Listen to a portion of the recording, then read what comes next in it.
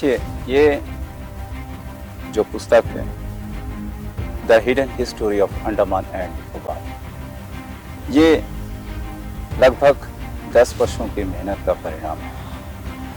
और इसमें जो है सारी बातें लिखी गई है जो आपको जाननी चाहिए अंडमान के इतिहास के बारे में। और वैसा नहीं कि सिर्फ अंडमान पर मेरी जो अटेंशन है केंद्रित थी, ऐसे नहीं। मैंने 1857 या दूसरे भारत के दूसरे राज्यों का जो इतिहास है उसके साथ में अंडमान का कैसा कनेक्शन है वह भी मैंने इस पुस्तक के माध्यम से बताने की कोशिश की है। और ये hidden history of the Andaman island आपके आने वाले जनरेशन्स के लिए काफ़ी अच्छा रहेगा, क्योंकि we have to realise our roots, our background, our history. और इसमें 23 चैप्टर्स हैं, और जिसमें आपके जब अज्ञात काल से जो अंडमान की क्या भूमिका रही, अंडमान की क्या छवि रही दुनिया भर में, और मिथकों में, कल्पनाओं में, कहानियों में, यात्रा वृतांतों में, ट्रैवलॉग्स में, तो ये सारी बातें मैंने इसमें दी गई है। काफ़ी कुछ उजागर किया है for the very first time, और इसको हम रीडिस्कवरी भी बोल सकते हैं। और इसमें जैसे कि जो 1857 के जितने क्रांतिकारी थे, सेलुलर जेल का इतिहास तो सभी को पता है, और वह भी उसमें भी काफ़ी खोज बाकी है, काफ़ी और जानकारियाँ जुटानी बाकी है। ठीक है, मेरी एक फोकस उससे पहले मेरी जो इस किताब की जो जर्नी रही है वो है 1857 के क्रांतिकारियों के बारे में, जो कहाँ से ये लोग आए, और जो नाम यहाँ पर उपलब्ध नहीं है उन नामों को मैंने इस बुक में शामिल किया है। चाहे कोल्हापुर लीजिए, चाहे सतारा लीजिए, चाहे मंडलेश्वर लीजिए, चाहे मिज़ोरम ले लीजिए, सारे जगहों से। जो मणिपुर का है, उसके बाद में 1857 के बाद में जो 1891 की एंग्लो मणिपुर वार था, उसका भी मैंने काफ़ी डिटेल में यहाँ पर लिखा है। और इसमें दिलचस्प बात यह है कि जो एबॉरिजिनल कम्युनिटीज़ है उसके बारे में भी आपको जानकारी मिल जाएगी।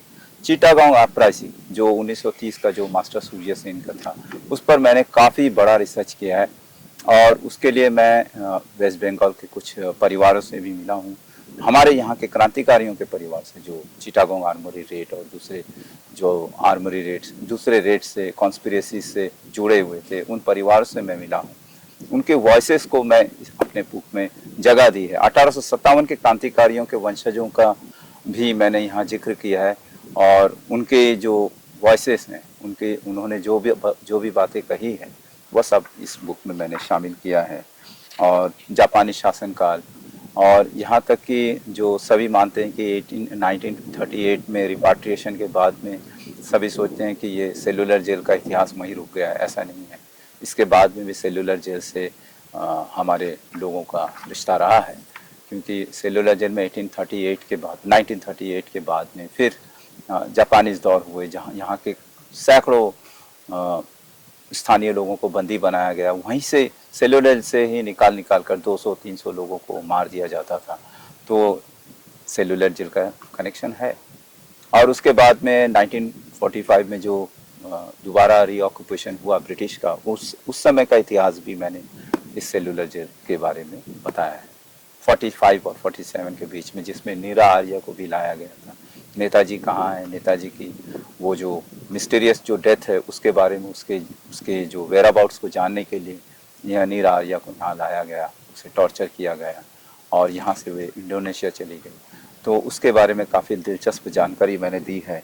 और 4 जो यहाँ के जो ऐतिहासिक स्तंभ हैं, जो जिसे हम मानते हैं कि चाथम, वाइपर, रॉस एंड जो सेलुलर जेल है, इन चारों के बारे में अलग अलग से मैंने जानकारी दी है। चाथम के बारे में विशेष तौर कर मैंने, क्योंकि चाथम का इतिहास जो हमें सुनाया जाता है, बताया जाता है, जो हमारे रिकॉर्ड्स में उपलब्ध है, मैं उससे पीछे जाकर और भी रिकॉर्ड्स को खंगाला है, और पता चला कि इस चाथम 100 मील का इतिहास 20 वर्ष और पीछे जाता है।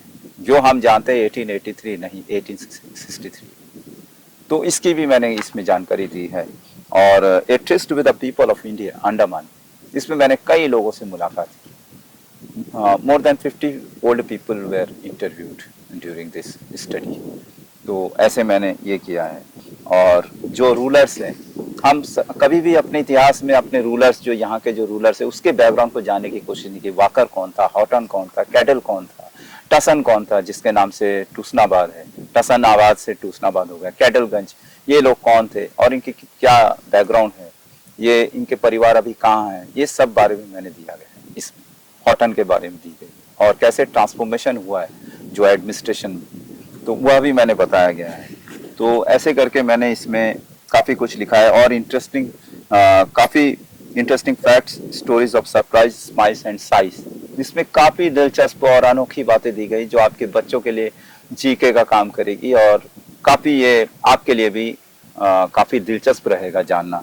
और अंत में मैंने लास्ट के 2 चैप्टर्स में निकोबार्स की इतनी दिलचस्प जानकारियाँ दी, कैसे कैसे खोजें हुई, कैसे लोग वहाँ गए और मोरावियंस, डेन्स, ये लोग आए थे और कैसे उनका वहाँ पे सेटलमेंट हुआ और वो सेटलमेंट एबोलिश हुआ।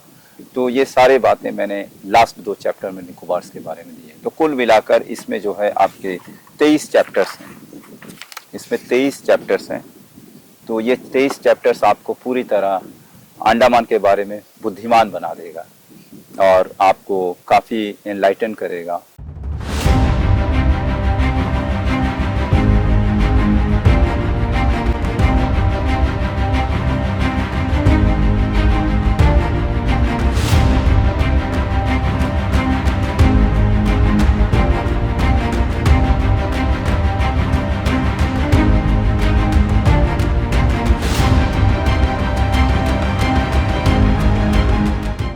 तो ज़रूर पढ़िएगा ये किताब, भले ही थोड़ा सा मूल्य ज़्यादा है लेकिन आपके लिए काफ़ी उपयोगी है। जय हिंद।